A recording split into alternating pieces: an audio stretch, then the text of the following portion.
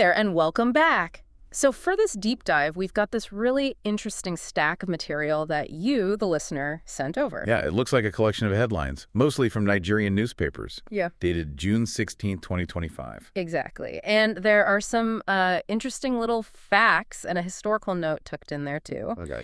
So the plan, like always with these deep dives, is to take your sources, sort of unpack them together, and pull out the really important bits, the surprising stuff, the key insights, basically help you get informed fast without drowning in info. And I'm here to help navigate all that, connect a few dots maybe, but only based on what's actually in these sources you gave us. Right, just what's here. And it seems to paint a picture of, well, a specific moment. It looks quite diverse too. Security, economy, courts, even culture. Totally. Think of us as, I guess, guides for this specific set of materials. You brought the map, we'll point out the landmarks. Sounds good. Okay then, let's unpack this stack of yours. Right. So diving right in. Looking at these headlines from June 16th, 2025, wow, national security really jumps out. Seems like a big focus. Definitely. There's quite a bit here about Benue State specifically. Yeah. Looks critical. Yeah, one headline says President Tinubu ordered security chiefs to restore peace there. And then another mentions the military deploying air surveillance. Right, so Benue seems like a major flashpoint.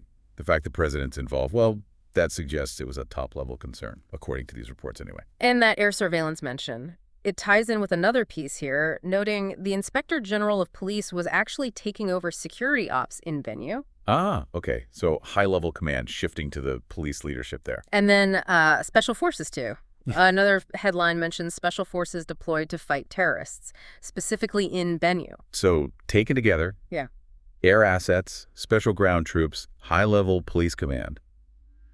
It really does paint a picture of a pretty significant coordinated response in Benue. Yeah, it highlights the scale of the challenge, doesn't it, based on these reports. Now, moving slightly away from the immediate conflict zone, but still on military stuff, the sources mentioned the government was set to get 12 Viper jets. Okay, Viper jets. So an investment in the Air Force, potentially boosting, what, offensive capability? Surveillance? Could be either or both. Yeah. The sources just mentioned the acquisition. It signals, I guess, an effort to modernize or expand assets, part of the broader security picture, maybe. Makes sense. But it wasn't all conflict and hardware, was it? There was that other headline offering a different angle. Oh, yeah, the one about terror kingpins. Reportedly surrendered and freed 16 hostages up in Katsina. Part of an amnesty deal, it said. Right. So that's quite a contrast. You've got intense operations reported in one area, Benue, and then in Katsina, this report suggests a different approach, amnesty possibly leading to de-escalation and hostage releases. Interesting juxtaposition of the sources. It really is. Now, security also bled into, well, regular crime and law enforcement in these headlines, like that businessman arrested at Port Harcourt Airport. Ah, the Iran-bound one. Ingesting 53 wraps of cocaine, it said. Yeah. Highlights that ongoing drug trafficking challenge, doesn't it? Human couriers, airport interceptions. Definitely. And there was another one, similar theme but different method, Italy-bound passenger. With drugs hidden in winter jackets, which seems counterintuitive. Maybe trying to hide them in plain sight or just bulky clothing. Who knows?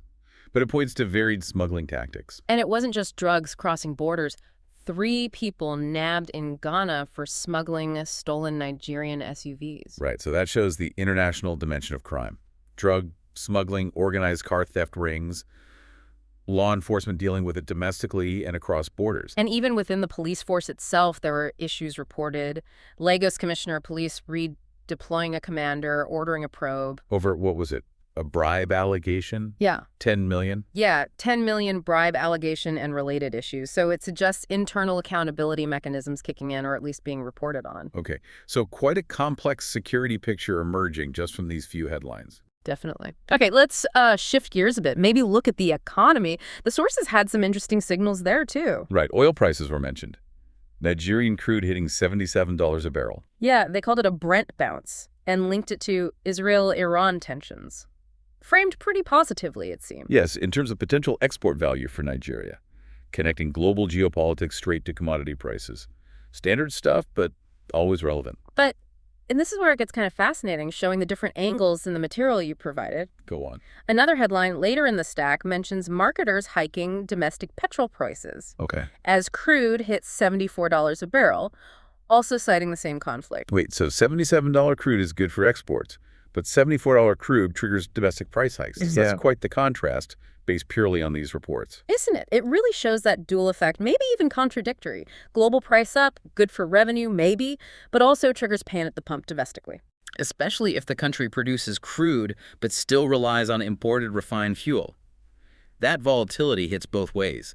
These headlines capture that tension perfectly. Exactly. Okay, also on the business infrastructure front, big news about the Dangote refinery. Ah, yes. Set to begin petrol and diesel distribution nationwide. August 15th was the date mentioned. That's the one. A huge potential development for domestic fuel supply, right? If it happens as reported.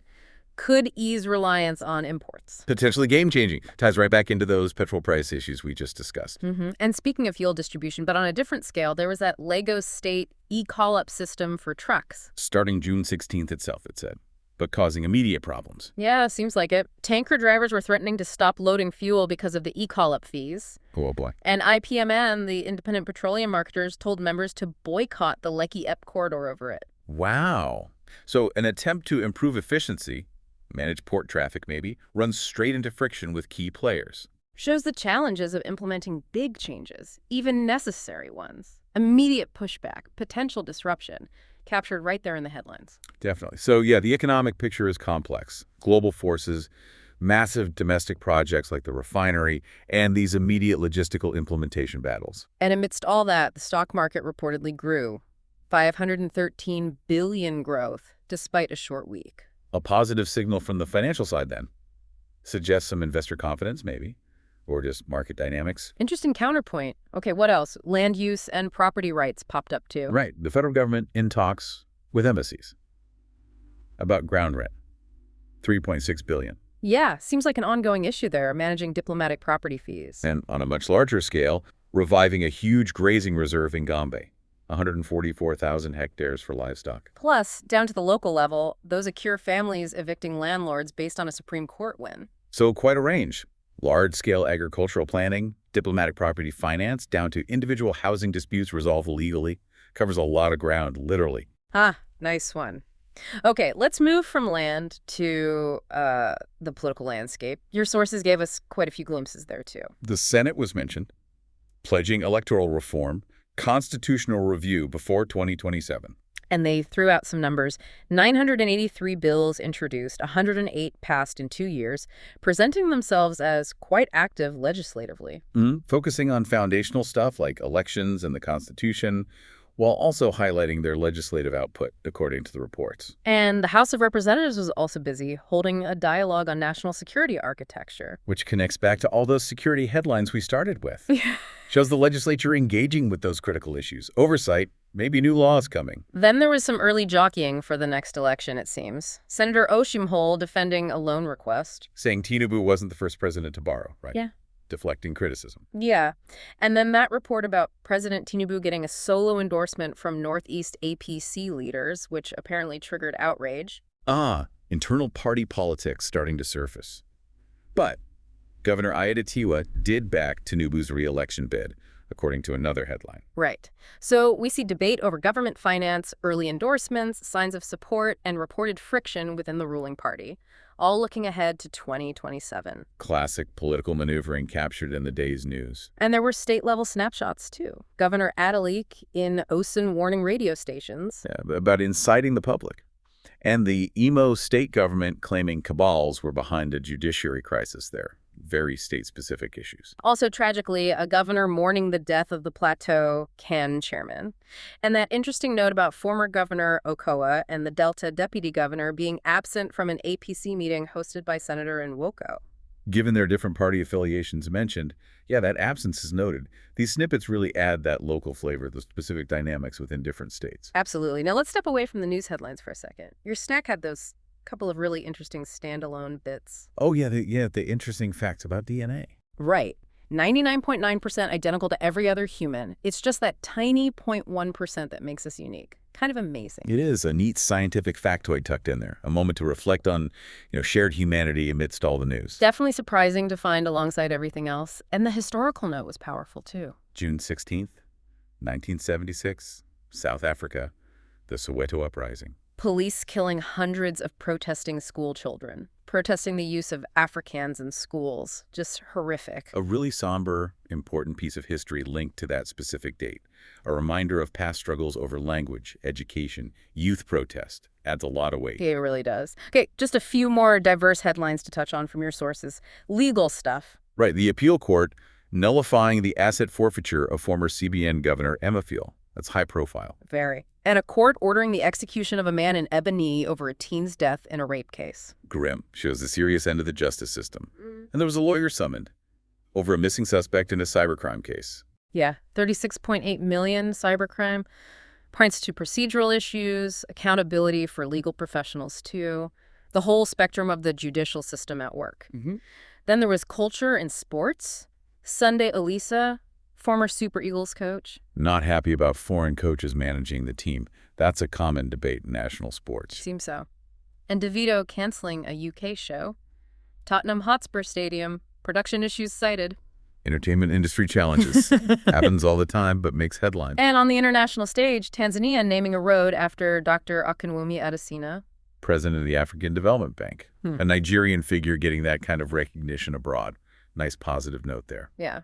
Also, Nigerian editors were apparently meeting to discuss national security and cohesion. Bringing it back to the security theme, but from a media professional body perspective and engaging with the big issues. And Ohanai's Ndi Igbo, the Igbo socio-cultural group, applauding Tinubu and Minister Umahi for progress on the East-West Road and other projects.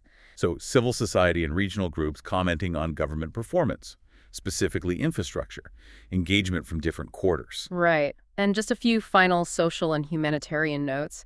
Nigerians in India asking the government for help to return home. Citizens in distress abroad. That's a recurring theme globally. And Quara pilgrims getting a refund after some kind of dollar swap fraud in Saudi Arabia. Yeah. $500 refund mentioned, shows challenges even during religious pilgrimages. And government initiatives mentioned too. FCPA planning to protect elderly people from abuse. And Lagos building a psychiatric hospital to tackle things like gambling addiction. So focus on vulnerable groups and mental health infrastructure. Important social issues being addressed or at least reported on. Then NYSC, the Youth Service Corps, halting Lagos camp renovation. Logistical issue, maybe. Could be. And Unibucha and UNN boards hadn't met yet about appointing new vice chancellors. University governance challenges. Right. And finally, Southwest medical lecturers confirmed getting their CONMES payments after a strike. Resolution of a labor dispute in the health sector. CONMES being the salary structure. So yeah, these last few covered youth service, university admin, health sector labor relations. A real mix. Wow. Okay. We have definitely navigated quite a journey through the stack you provided. We really have. From those intense security operations in Benue, the oil price fluctuations, that huge Dangote refinery news. Political positioning for 2027, court cases, that surprising DNA fact. Right, the historical note, sports commentary, social issues.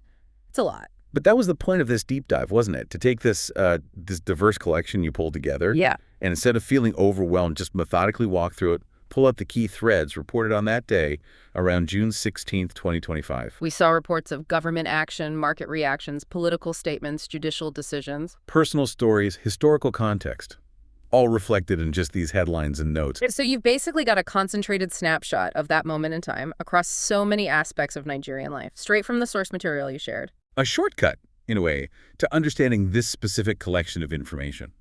And, you know, among all these reports and facts you gathered, there was that final thought tucked away. Seemed like a good place to end. The quote. Included right there in the material. Yeah, attributed to Tupac Shakur. You got to keep your head up even when the road is hard. Never give up. It's a powerful message, isn't it? Perseverance. Especially found amidst all these reports of challenges and complexities. A poignant piece of wisdom, yeah. A reminder to keep pushing forward no matter what. Seems fitting. Absolutely. Well, that wraps up our deep dive into this particular stack of sources. Seriously, thank you for sharing them with us, letting us explore them together. It really was a rich collection. So many different angles, lots of insights into that specific period and its context. Until the next deep dive, keep exploring, keep questioning, and keep learning.